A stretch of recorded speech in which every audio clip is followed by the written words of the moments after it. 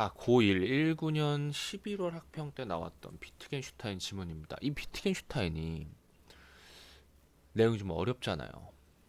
근데 이런 걸 가지고 고1한테 내도 되겠는가라는 생각을 살짝 해볼 만 하거든. 고1 지문이잖아. 근데 왜 이게 나왔냐면은 이전에 고학년 지문에 이미 비트겐슈타인 이 사람이 두 번이 나왔어요. 그래서 더 이상 못 써먹으니까 학년을 낮춰가지고 가지고 온 거라고 개인적인 예상을 해볼 수 있겠습니다. 이제 읽어볼게요. 요거는 이제 오타가 났는데 고2가 아니라 고1입니다.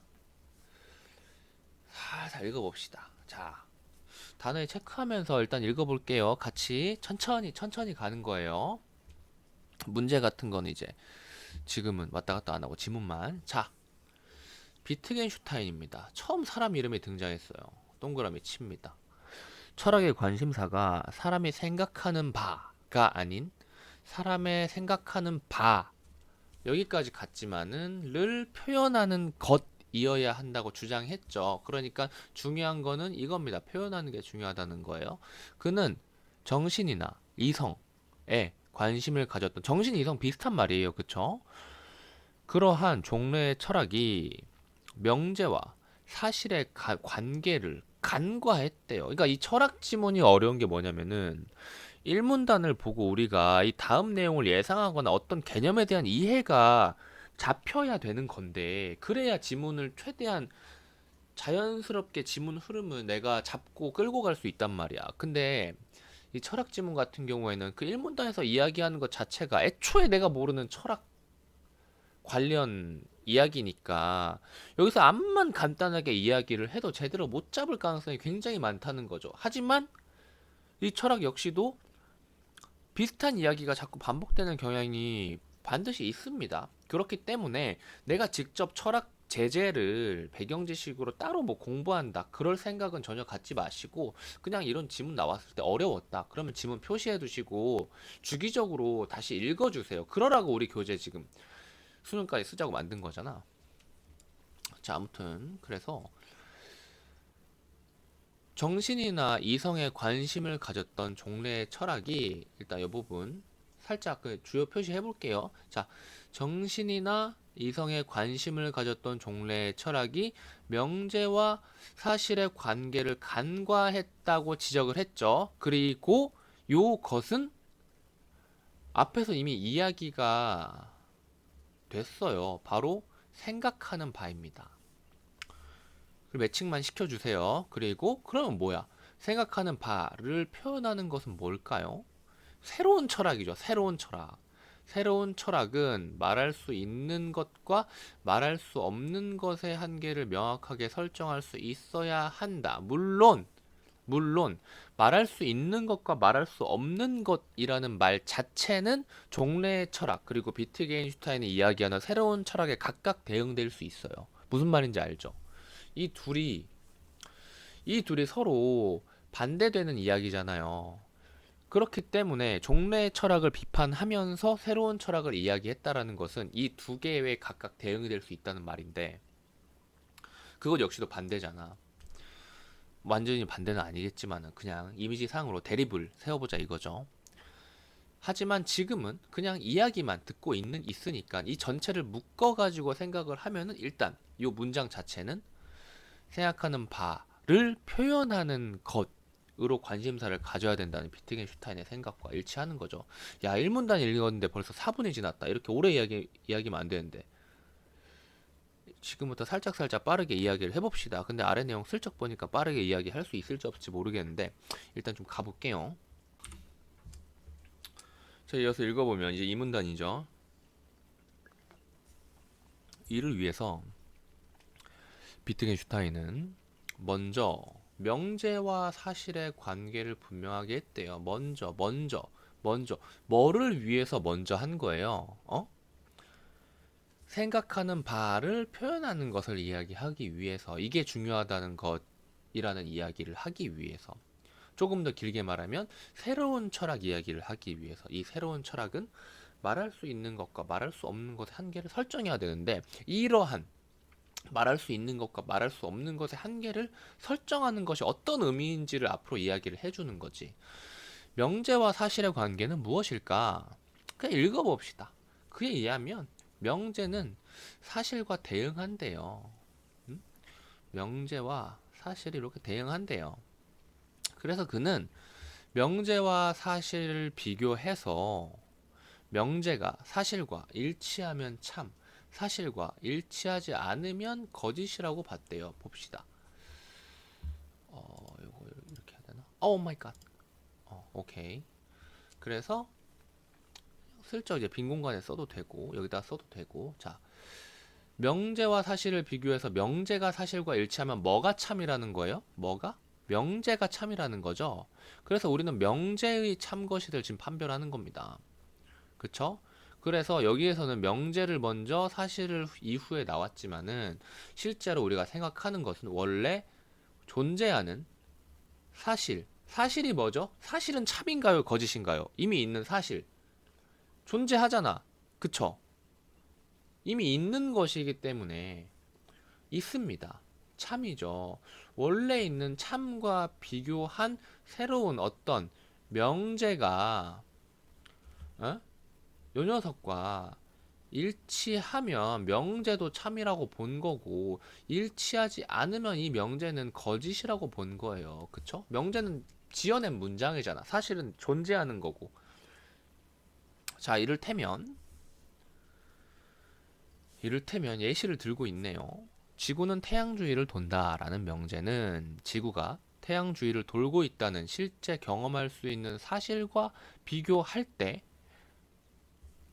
그쵸? 지구가 태양 주위를 돌고 있다. 지동설이죠, 지동설. 지구가 태양 주위를 공전한다. 이 사실과 비교할 때, 요 지구는 태양 주위를 돈다라는 명제는 일치하기 때문에 참이 된다. 요 이야기를 지금 하고 있는 거죠. 요 이야기를. 반면 태양은 지구 주위를 돈다는 또 생각하면 어떡해요? 생각하면은 방금 전에는 그랬지만 지금은 여기에 해당하는 거잖아. 그쵸?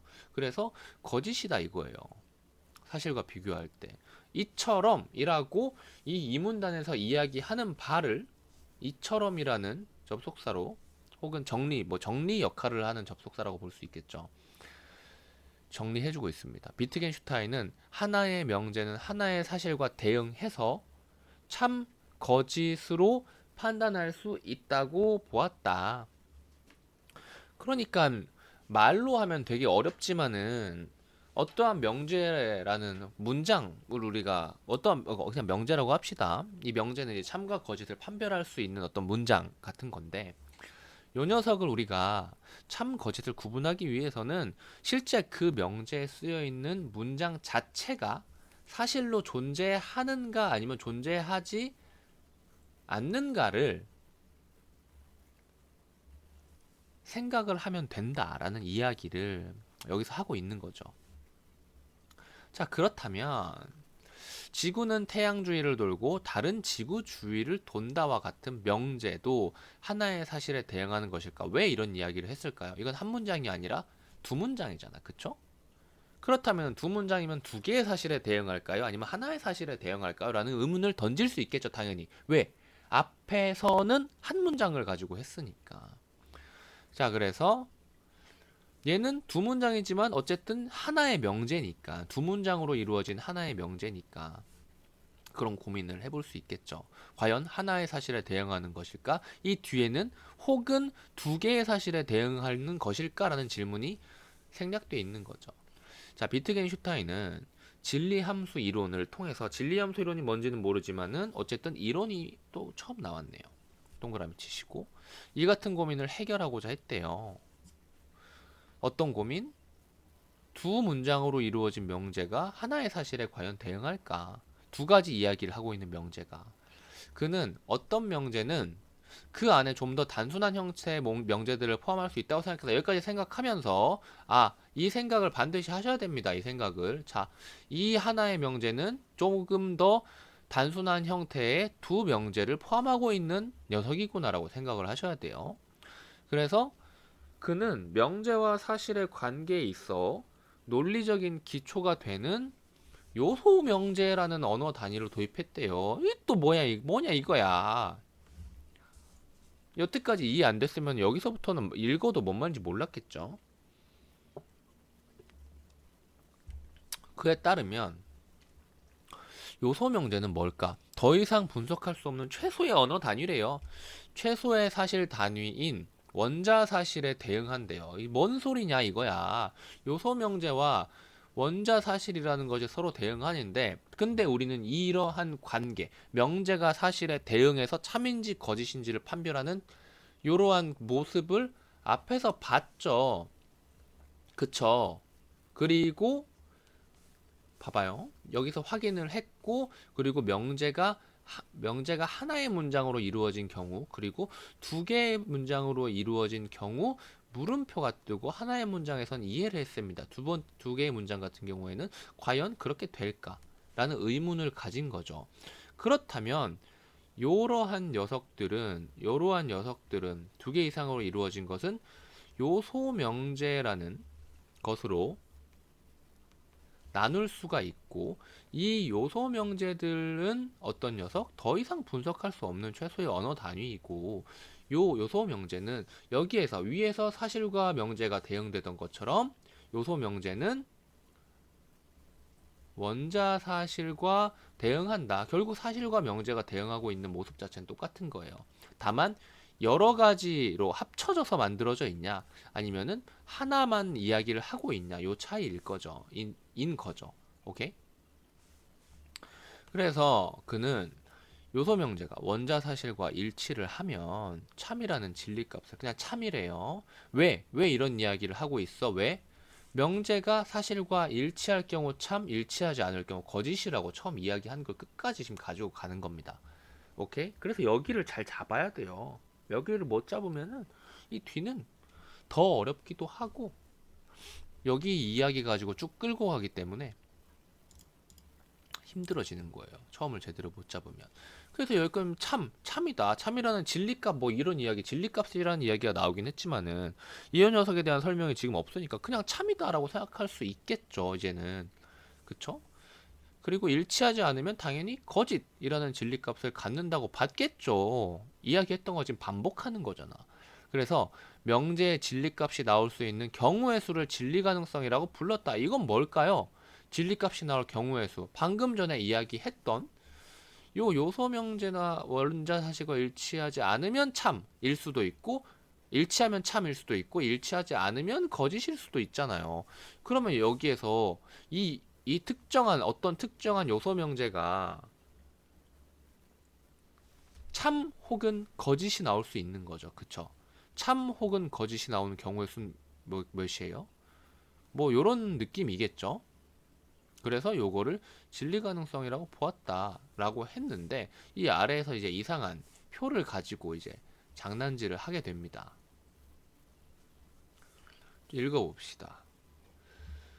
또한 여기가 굉장히 중요합니다. 왜냐면 여기 이야기가 이제 이거는 좀 색깔 초록색으로 합시다. 초록색으로.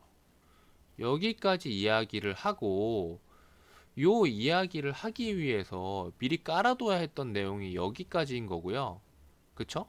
여기까지인 거고, 여기서부터 두 개 혹은 그 이상의 요소 명제들로 구성된 복합 명제 이야기를 하고 있는 거예요. 그렇다는 말은 이 복합 명제가 뭐냐면은 여기에서 의문을 가진 바로 요 녀석이 복합 명제인 거죠. 얘가 복합 명제. 이 복합 명제를 설명하기 위해 그 이전에 간단한 녀석들 설명을 이렇게 끼워 넣은 겁니다. 그리고 여기서부터 다시 설명이 이어지는 거죠. 그래서 이 복합 명제를 구성하는 각각의 요소 명제는, 이 각각의 요소 명제, 이제 위 녀석이 복합 명제라는 것을 알았으니까 각각의 요소 명제는 요렇게 하나, 그리고 요렇게 두 개라는 것을 알 수 있겠죠. 그 녀석들은 요소 명제는 원자 사실과 대응되기 때문에 요 녀석들은 각각 요러한 원자 사실과 대응이 되겠죠.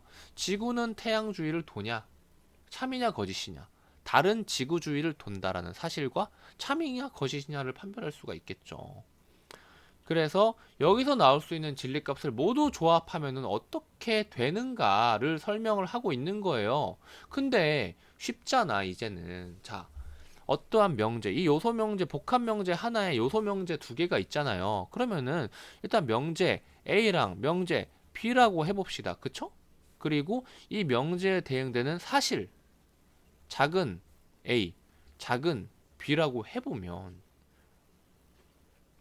요 녀석이 이 사실과 맞대어 보았을 때 참일 수도 있고 거짓일 수도 있죠. 그쵸? 얘도 참일 수도 있고 뭐 거짓일 수도 있죠. 뭐 이런 이야기를 하고 있는 건데 기억이 잘 안 나니까 좀 내려가 봅시다. 점점 읽으면서 요 표를 이제 보면 될 거예요. 그래서 여기서 나올 수 있는 진리값을 여기 지금 읽고 있는 겁니다. 조합한 모든 경우의 수가 복합 명제의 진리 가능성이 된다고 보았다. 결국 복합 명제가 몇 개의 요소 명제들로 이루어지냐에 따라 요소 명제의 수를 2n이라고 보면 복합 명제의 진리 가능성은 2n개가 된다. 아, 여기까지 읽고 다시 기억이 나버렸네. 조금 방금 전에 했던 이야기를 다시 해볼까요? 자, 어떠한 복합 명제, 이제 요 세모 표시가 뭐냐면은 PQ라고 할까요? P라는 명제 그리고 Q라는 명제가 있는, 아이씨, 대문자가 아니죠. AB를 PQ로 바꾼 겁니다. 명제가 있는데 요것은 뭐냐면은 교집합 같은 느낌이란 말이에요. 그러니까 우리가 흔히 하는 표현으로 쓰면 AND예요. AND. P도 참이고 동시에 Q도 참여해야 되는 거죠. 뭐 이런 이야기를 하고 있는 건데, 보시면은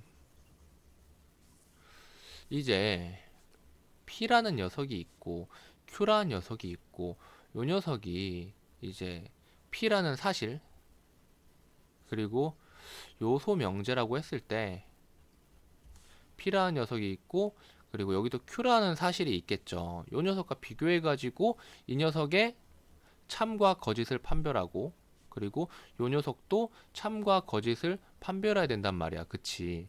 그랬을 때 우리는 어떤 명제를 지금 가지고 있어요? 요소 명제로 이루어진 복합 명제 이야기를 하고 있잖아요. 복합 명제는 뭐였어요?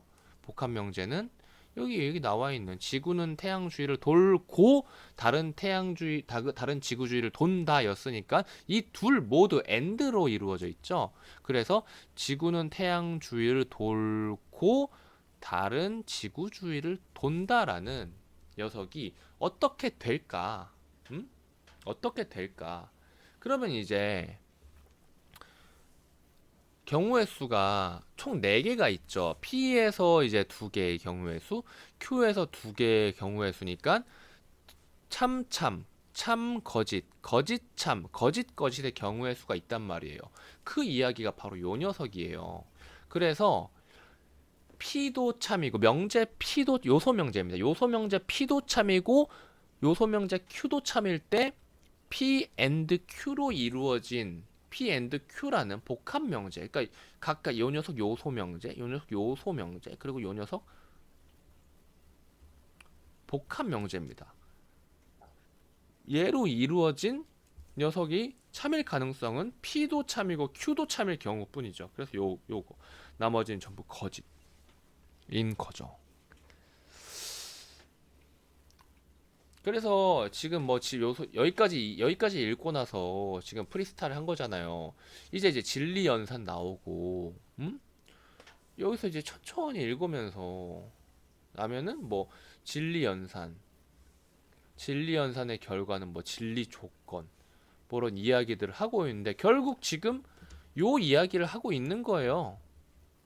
P가 참일 수도 있고 거짓일 수도 있고 사실과 비교해야 되니까 지금 처음에 이야기했던 걸 계속 끌고 가는 거지. 결국 명제가 사실과 대응해 가지고 참인지 거짓인지 나오는 거, 처음에 이야기했던 이문단 이야기했던 요거까지, 요거에서 계속 지금 이어지고 있는 거예요. 맞죠? 그렇기 때문에 이 네 가지의 경우의 수는 P가 참일 때, Q는 참일 수도 있고 거짓일 수도 있고 P가 거짓일 때 Q가 참일 수도 있고 거짓일 수도 있으니까 요 네 가지 경우의 수를 나열한 거. 그리고 P and Q, P랑 Q 둘 다 참인 경우는 하나밖에 없다. 이런 이야기를 하고 있는 겁니다. 그래서 P and Q의 진리 조건이라는 것을 계산을 해 보니까 바로 P and Q의 진리 가능성이라는 것을 가지고 뭐 계산을 한다 라고 하는 거죠. 그래서 얘를 계산을 해보면은 결국 얘는 참 거짓 거짓 거짓이 나오니까 TFFF가 된다. 그리고 P와 Q의 진리 가능성이라는 녀석은 요 방식으로 TTFT, TF, FF 방향으로 나가가지고 요런 느낌으로 가는 거다라고 보시면 됩니다. 그래서 요런 진리표가 만약 문제에 나온다면은 똑같이 진리 가능성이라는 녀석은 요렇게 계산을 해 주시면 되고요. 진리 값은 요렇게 가면 되겠죠. 그쵸? 요렇게 그쵸? 그래서 진리표 1을 이해한 내용으로 적절하지. 지금 이거 푸는 것은 아니지만 진리연산의 진리 조건, 진리표 1은 TTTF다. 뭐 요렇게 TTTF다 이렇게 확인할 수가 있죠. 복합명제 진리값이 F일 때는 복합명제의 진리값이 F래요. 복합명제의 진리값이니까 요거죠. 요거 그쵸? 그럴 때는 P와 Q에 대응하는 원자 사실이 없는 경우이다라고 했는데 Q에 대응하는 원자 사실이 없는가? 이 생각을 해봐야겠죠. 원자 사실에 만약에 대응을 시켰을 때 참인지 거짓인지를 이해하는 건데 원자 사실을 대응은 시키겠죠? 근데 그러한 경우가 없기 때문에 뭐 거짓이다? 라고 할 수 있나요? 어떠한 지금 이 계산을 어떤 식으로 해왔어? 어떠한 사실 근데 이 부분 정확히 안 읽어가지고 그냥 감으로만 해보는 겁니다. 어떠한 사실이 있고 여기에 명제가 대응이 됩니다. 그래서 이 사실과 비교를 해서 명제가 참인지 거짓인지를 확인하는 거잖아요. 그렇다면 얘는 대응하는 원자 사실이 없는 경우가 아니라 대응하는 원자 사실을 있지만 그 사실과 대응시켰을 때 이 명제가 둘 다 거짓이다라는 말이 나온다라고 볼 수 있겠죠? 일단 얘가 맞는 거, 얘가 답인 것으로 보이지만 일단 세모치고 다른 것도 애매하면 확인을 해보는 거예요. 근데 뭐 지금 확인하기엔 뭐 하니까 답만 보고 갑시다. 53번 답 몇 번이죠? 53번 답? 네, 답 2번이네요.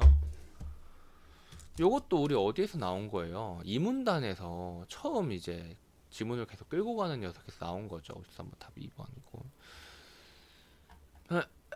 자, 그래서 여기까지 읽었고요.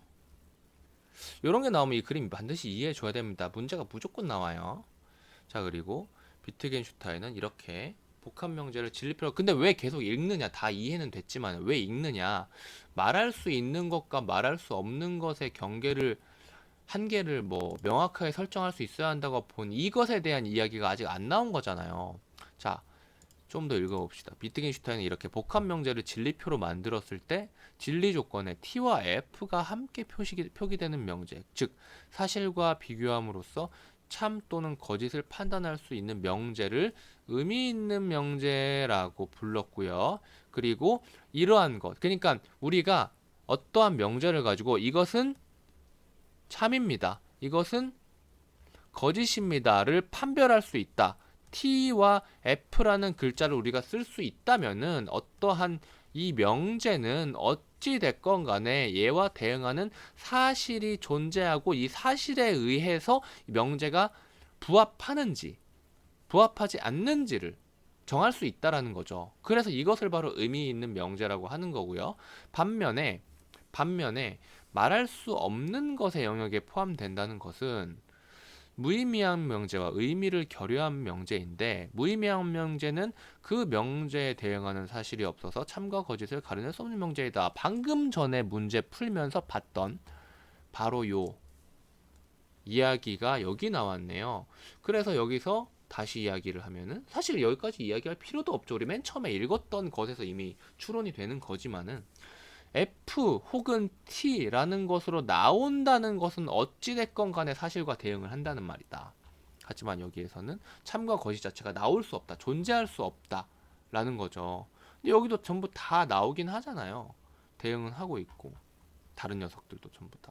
아무튼 이 무의미한 명제, 그리고 의미를 결여한 명제, 요 두 가지, 첫 번째 무의미한 명제, 그리고 의미를 결여한 명제. 방금 전에 제가 설명한 거에서 이 무의미한 명제의 설명을 조금 더 읽어보니까 보충해야 될 게 있으니까, 의미를 결여한 명제는 무엇이냐? 아이씨, 의미를 결여한 명제. 의미를 결여한 명제는 무엇이냐? 그 명제에 대응하는 사실은 없지만 언제나 참이거나 언제나 거짓인 명제이다. 만약 의미를 결여한 명제는 명제를 진리표로 만든다면 그 진리 조건은 언제나 모두 참이거나 모두 거짓으로 표기되겠지만 이는 진리 연산의 결과와 상관없는 표기이다. 이것이 두 번째 표에 나와 있다. 결국 비트겐슈타인은 우리가 말할 수 있는 것의 영역에는 참 또는 거짓으로 판단할 수 있는 의미 있는 명제밖에 없다는 것을 보여줄 수 있었다. 이 뒤를 봅시다. 뒤를 보면은 이거는 뭐예요? 무슨 공식이에요? 몰라도 돼. 몰라도 된다고. 어찌됐건 간에 얘네의 뭐죠? 이걸 무슨 용어라고 하는 거였죠? 얘네의 진리 연산인가요? 진리 연산? 뭐 아무튼 용어는 그렇게 중요하지 않습니다.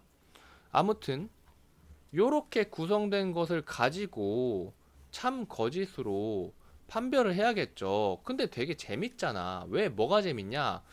P도 참이고 Q도 참일 때 뭐 PQP 얘는 참이라고 생각할 수 있습니다. 그런데 얘랑 완전히 반대로 얘도 거짓으로 만들었을 때 둘 다 이것도 참이라고 하면 이상하잖아. 어찌됐건 간에 무조건 얘는 참이라고 만들어진 거죠. 이 앞에 있는 진리값이라고 해야 되나? 용어가 너무 어려워. 그냥 앞에 있는 요 구조에 따르면은 어찌됐건 참과 거짓이 판별이 돼야 된다 이거야. 이런 식으로 얘는 결국 얘의 참의 조건은 뭐였을까 생각을 해보면은 P나 Q 둘 중에 하나만 참이라면 P, Q 요건 참이다인데 요 녀석의 이제 의미를 알아야죠. 요 녀석은 어떤 의미일까요? 딱 봐도 5월입니다. 5월. 우리 수학 배울 때 어? A, 5월, B 그리고 A and B라는 녀석을 합집합이라고 표현하고요. 그쵸? A and B를 교집합이라고 표현하죠.